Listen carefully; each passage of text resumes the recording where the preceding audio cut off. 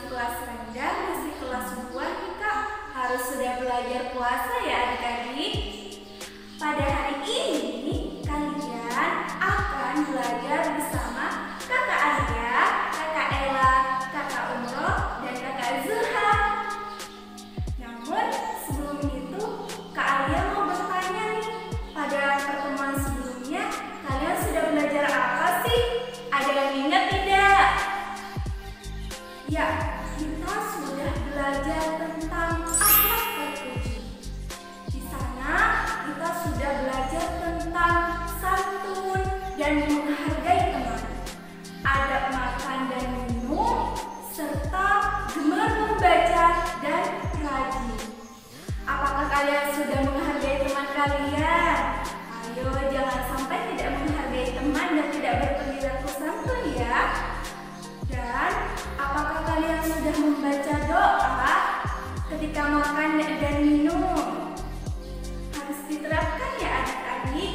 Jangan sampai hanya belajar kemudian tidak diterapkan dalam kehidupan sehari-hari. Asik tidak kalau seperti itu. Ya, jangan sampai hanya sekedar masuk telinga kanan kemudian kabur dari telinga kiri. Jangan sampai seperti itu ya. Ketika kalian sudah mendapatkan ilmu pengetahuan, maka kalian harus membiasakannya dalam kehidupan sehari-hari. Ayo, siapa yang masih makan dan minum sambil berdiri, sambil jalan, sambil berbicara, apalagi makan pakai tangan kiri? Ayo, siapa yang masih seperti itu?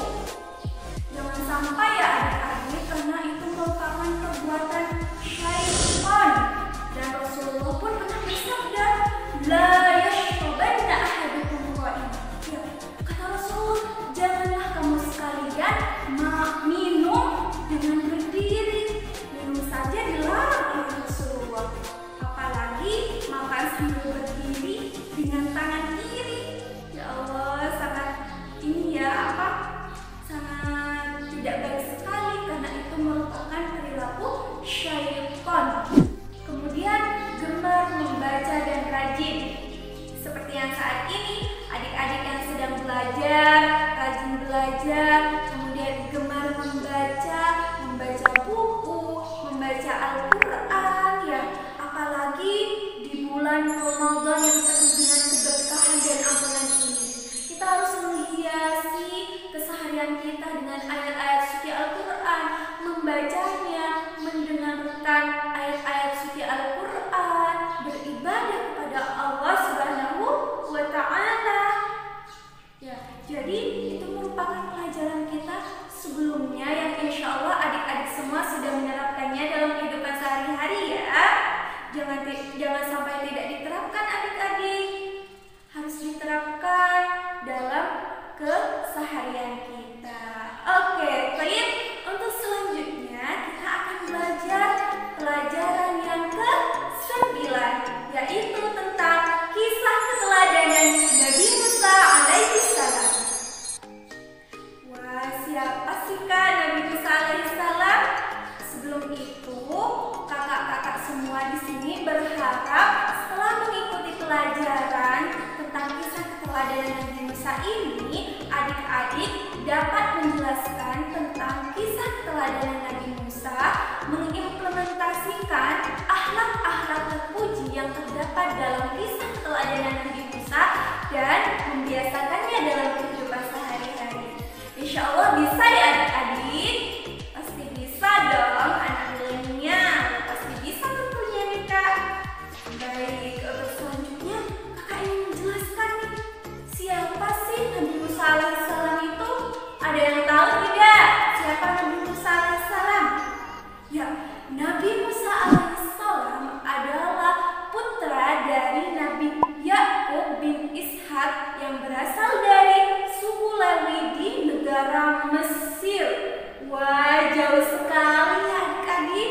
Kakak juga belum pernah sampai ke Mesir loh.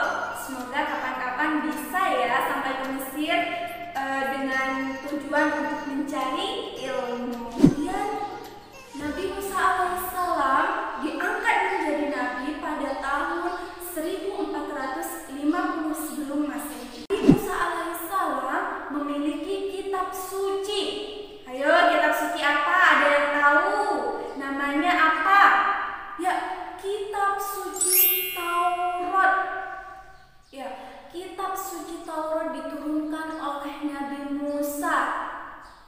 Musa diperintahkan oleh Allah untuk menyampaikan perintah-perintahnya melalui kitab suci Taurat kepada umat Nabi Musa yang bernama Bani Israil. Ya Bani Israil. Ya, kalau kalian sering membaca Al-Quran pasti tidak asing lagi dengan ayat tersebut. Jadi Nabi Musa alaihissalam memiliki kitab suci Taurat, ya, yang disampaikan kepada umatnya yang bernama Bani Israil. Namun sebelum itu kakak ingin bertanya nih, apakah kalian sudah tahu ada berapakah kitab-kitab Allah yang wajib kita yakini selain kitab Taurat? Ada 4 kitab kak yang wajib kita yakini. Apa saja nih? Yang pertama adalah kitab Taurat ini, ya, yang diturunkan kepada Nabi Musa alaihissalam. Yang kedua ada kitab Zabur yang diturunkan oleh Nabi Daud alaihissalam. Yang ketiga ada kitab Injil yang diturunkan kepada Nabi Isa alaihissalam. Dan yang keempat adalah kitabuna Al-Quran Karim yang diturunkan kepada Nabi Muhammad sallallahu alaihi wasallam. Allahumma shalli wa sallim wa barik alaihi. Ya, jadi itu merupakan 4 kitab Allah yang wajib kita yakini sebagai umat muslim dan mukmin. Kemudian Nabi Musa ini juga tergolong Nabi Ulul Azmi adik-adik. Siapa sih kak Ulul Azmi itu? Nabi Ulul Azmi. Ulul Azmi itu merupakan orang-orang yang memiliki kemauan yang kuat serta keteguhan dalam beriman kepada Allah Subhanahu wa taala. Siapa saja yang tergolong Nabi Ulul Azmi selain Nabi Musa? Ada Nabi Nuh, Nabi Ibrahim, Nabi Isa, Nabi Musa alaihissalam, dan Nabi Muhammad sallallahu alaihi wasallam. Nabi Musa digolongkan kepada Nabi Ulul Azmi adik-adik karena ketika itu Nabi Musa diperintahkan oleh Allah untuk menyampaikan perintah-perintah Allah kepada Bani Israil yang pada saat itu dikuasai oleh raja yang sangat bengis, yang sangat zalim. Siapakah dia? Ada yang tahu? Ya, raja yang zalim dan bengis itu adalah Firaun. Raja Firaun sangat bengis, dia sangat zalim, dia menganggap dirinya sebagai Tuhan ketika itu. Padahal kita ketahui bahwa saat itu Nabi Musa diutus oleh Allah karena untuk menyampaikan ajaran-ajaran perintah-perintah Allah. Ya, Tuhan hanya satu, yaitu Allah. La syarikalah, tidak ada Tuhan selain Allah yang patut kita sembah. Dan ketika itu Raja Firaun menganggap dirinya sebagai Tuhan. Sangat zalim dia adik-adik, menyuruh seluruh penduduk Bani Israil, rakyat Bani Israil untuk menyembah kepadanya. Jadi seperti itu untuk kisah awal dari Nabi Musa alaihissalam. Nah, untuk selanjutnya jangan nyantuk dulu ya, karena selanjutnya tentang kisah kelahiran Nabi Musa alaihissalam akan dijelaskan oleh kakak Ella loh. Semangat adik-adik. Materi yang kedua yaitu kelahiran Nabi Musa. Di sini siapa yang ingat bagaimana sih keadaan Nabi Musa itu dilahirkan? Siapa yang memberikan nama Nabi Musa itu? Ayo, siapa yang tahu? Ya, ada yang tahu, ada yang belum. Kali ini kakak Ella akan menjelaskan materi tentang kelahiran Nabi Musa. Pada zaman dahulu, pada zamannya Raja Fir'aun, sebelum kelahiran Nabi Musa, Raja Fir'aun ini diramal oleh ahli nujum. Ahli ramal tadi bilang kepada Raja Fir'aun bahwa Raja Fir'aun akan dibinasakan oleh anak laki-laki keturunan Bani Israil. Mendengar ramalan dari seorang ramal ahli nujum tadi, Raja Fir'aun bergegas memerintahkan pasukannya untuk pergi ke desa-desa di negerinya dan mengatakan bahwa siapa saja yang melahirkan anak laki-laki, maka akan dibunuh seketika itu. Atas izin Allah, lahirlah bayi Nabi Musa tersebut, keturunan Yakub bin Ishak dengan sehat. Karena mendengar berita tadi bahwa barang siapa yang lahirkan seorang anak laki-laki, maka akan dibunuh hidup-hidup oleh pasukan Raja Fir'aun. Mendengar berita itu, dengan berat hati keluarganya Nabi Musa membuanglah Nabi Musa tersebut ke Sungai Nil. Setelah itu ditemukan oleh istri Raja Fir'aun. Ketika melihat bayi itu, istri Raja Fir'aun sangat kagum dengan bayi tersebut. Dibawa pulang oleh istri Raja Fir'aun, lalu istri Raja Fir'aun tadi meminta izin kepada Raja Fir'aun untuk mengasuh bayi tersebut dan memberi nama Musa. Jadi nama Nabi Musa itu diberi dari keluarga Raja Fir'aun. Apa artinya Musa itu? Musa itu adalah air dan pohon. Istri Raja Fir'aun mendidik dan mengasuh tanpa membedakan antara anak-anak dari Raja Fir'aun. Itu tadi adalah kisah dari kelahiran Nabi Musa alaihissalam. Adik-adik semua sehat ya. Di sini Kakak Nurul akan menjelaskan tentang mukjizat Nabi Musa. Mukjizat Nabi Musa ada 5. Yang pertama, Nabi Musa kan mempunyai tongkat. Tongkat Nabi Musa dilemparkan ketika melawan kaum musyrik. Ketika dilemparkan, tongkat tersebut menjadi ular. Itu termasuk mukjizat dari Nabi Musa. Yang kedua, mukjizat dari Nabi Musa yaitu Raja Fir'aun yang sangat jahat itu selalu melukai kaum muslimin, kaum pengikut Nabi Musa. Kemudian Nabi Musa berdoa kepada Allah, "Ya Allah, Raja Fir'aun sangat jahat, sangat kejam."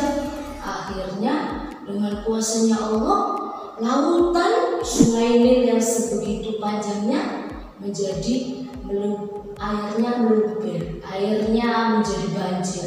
Daerahnya Raja Fir'aun, kekuasaan Raja Fir'aun menjadi banjir, tumbuhan mati, buah-buahan mati. Jadi akhirnya semuanya banjir. Terus mukjizat Nabi Musa yang ketiga yaitu meratakan harta Raja Fir'aun dengan tanah. Kan Raja Fir'aun punya banyak sekali harta, bahkan budaknya saja mengangkat kuncinya tidak kuat karena saking banyaknya kuncinya. Akhirnya Nabi Musa berdoa kepada Allah lagi, "Ya Allah, Raja Fir'aun sombong karena hartanya." Akhirnya sama Allah semua harta Raja Fir'aun diratakan dengan tanah. Akhirnya Raja Fir'aun habis, Raja Fir'aun gak punya apa-apa. Kemudian yang keempat, semua kaum pengikut Raja Fir'aun itu kan jahat. Terus sering itu menyiksa kaumnya Nabi Musa. Akhirnya Nabi Musa berdoa lagi, "Ya Allah, kaumku tertindas." Akhirnya sama Allah di daerah kekuasaan Raja Fir'aun dibuat kekeringan. Jadi gak ada namanya makanan, minuman, semuanya kering dikarenakan doa Nabi Musa diijabah oleh Allah. Dan mukjizat yang terakhir, Nabi Musa bisa membelah lautan. Bayangkan, lautan yang sebegitu luasnya bisa dibelah dengan tongkat beliau. Jadi ketika itu Nabi Musa dan kaumnya dikejar oleh kaum Raja Fir'aun. Terus akhirnya sama Allah turun wahyu, disuruh Nabi Musa diutus oleh Allah untuk membelah lautan dengan tongkatnya. Terus akhirnya diketuk lautannya dengan Nabi Musa, langsung membelah menjadi lautan. Jadi daratan tadi menjadi lautan. Akhirnya kaumnya Raja Fir'aun tidak bisa mengejar kaum dari Nabi Musa. Jadi, adik-adik semua jangan sekali-kali bersikap sombong, bersikap semena-mena, karena itu tidak boleh. Ya, sekian dari kakak Guru. Kali ini adik-adik bertemu dengan kakak Zuha. Kakak Zuha akan menjelaskan tentang sikap keteladanan Nabi Musa. Keteladanan adalah sikap yang harus kita contoh, sikap yang harus kita terapkan dalam kehidupan sehari-hari. Dari kisah Nabi Musa yang dijelaskan kakak-kakak di awal tadi, apa sih sikap yang harus kita contoh dari Nabi Musa alaihi salam? Sikap yang harus kita contoh ada 3 ya adik-adik. Yang pertama, sikap pemberani. Yang kedua, sikap tekun dalam belajar. Yang ketiga, yaitu sikap membela yang lemah. Ayo kita ulangi. Yang pertama, sikap pemberani. Yang kedua, sikap ketekun dalam belajar. Yang ketiga, yaitu sikap apa adik-adik? Sikap berani membela yang lemah. Oke, yang pertama yaitu sikap pemberani. Apa sih sikap pemberani itu? Sikap pemberani adalah sikap yang tidak takut. Tidak takut terhadap apa? Nabi Musa tidak takut terhadap raja yang zalim kepadanya. Siapa raja yang zalim kepada Nabi Musa? Yaitu Raja Fir'aun. Nabi Musa tidak takut kepada Raja Fir'aun yang jahat dan bengis. Karena Nabi Musa memiliki Allah Subhanahu wa Ta'ala yang akan menolongnya. Nah, adik-adik juga harus seperti itu. Adik-adik juga harus memiliki sikap pemberani. Berani dalam membela kebenaran, berani dalam membela agama Allah, yaitu agama Islam. Sikap yang harus kita contoh dari Nabi Musa yang kedua adalah sikap tekun dalam belajar. Adik-adik, Nabi Musa itu belajarnya lama sekali. Beliau belajar kepada gurunya, yaitu Nabi Khidir, sangat lama. Tetapi beliau sabar dan tekun, sehingga beliau mendapatkan ilmu yang berguna. Adik-adik juga harus seperti itu ya. Kita harus tekun dalam belajar, supaya kita nanti pintar dan mendapatkan ilmu yang berguna nantinya. Nah, adik-adik, sikap dari keteladanan Nabi Musa yang ketiga yaitu berani membela yang lemah. Kenapa harus berani membela yang lemah? Karena kita adalah orang yang kuat dan harus membela mereka yang lemah. Nabi Musa ketika dihadapkan dengan Fir'aun dan rakyat jelata, beliau membela rakyat jelata karena rakyat jelata adalah rakyat yang lemah. Nah, adik-adik, mari kita ulangi pelajaran yang kakak jelaskan hari ini. Siapa sih Nabi Musa? Nabi Musa adalah putra dari Nabi Yakub bin Ishak. Kitab yang diturunkan kepada Nabi Musa adalah kitab Taurat. Kita tidak boleh lupa kalau kitab yang diturunkan kepada Nabi Musa adalah kitab Taurat. Kemudian mukjizat Nabi Musa apa aja ya adik-adik? Mukjizat Nabi Musa yaitu menyembuhkan orang sakit, kemudian tongkat yang dapat berubah menjadi ular, dan tongkat yang dapat membelah lautan. Itu adalah mukjizat dari Nabi Musa. Lalu sikap apa yang harus kita contoh dari kisah Nabi Musa tadi? Yaitu yang pertama, sikap pemberani. Yang kedua, sikap tekun dalam belajar. Dan yang ketiga, sikap berani membela yang lemah. Sekarang adik-adik sudah selesai belajar mengenai kisah keteladanan Nabi Musa. Silakan adik-adik siapkan kertas dan pensil kalian karena kakak akan memberikan tugas. Adik-adik tidak perlu takut karena tugasnya tidak banyak. Silakan disiapkan kertas dan pensilnya. Apabila sudah, kakak akan memberikan soalnya. Soal yang nomor 1, siapakah raja yang zalim di zaman Nabi Musa? Kakak ulangi, siapakah raja yang zalim di zaman Nabi Musa? Soal yang kedua, sebutkan satu mukjizat Nabi Musa. Kakak ulangi, sebutkan satu mukjizat Nabi Musa. Soal yang ketiga atau soal yang terakhir ya adik-adik, yaitu apa saja sikap yang harus kita contoh dari kisah Nabi Musa. Kakak ulangi, apa saja sikap yang harus kita contoh dari kisah Nabi Musa?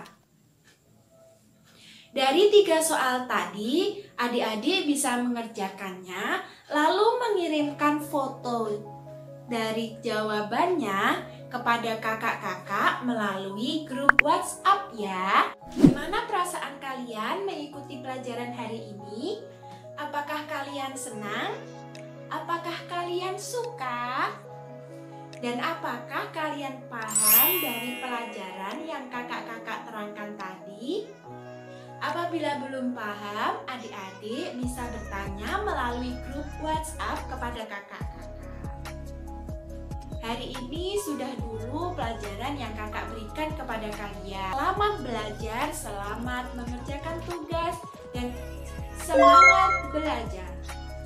Terima kasih adik-adik. Wassalamualaikum warahmatullahi wabarakatuh.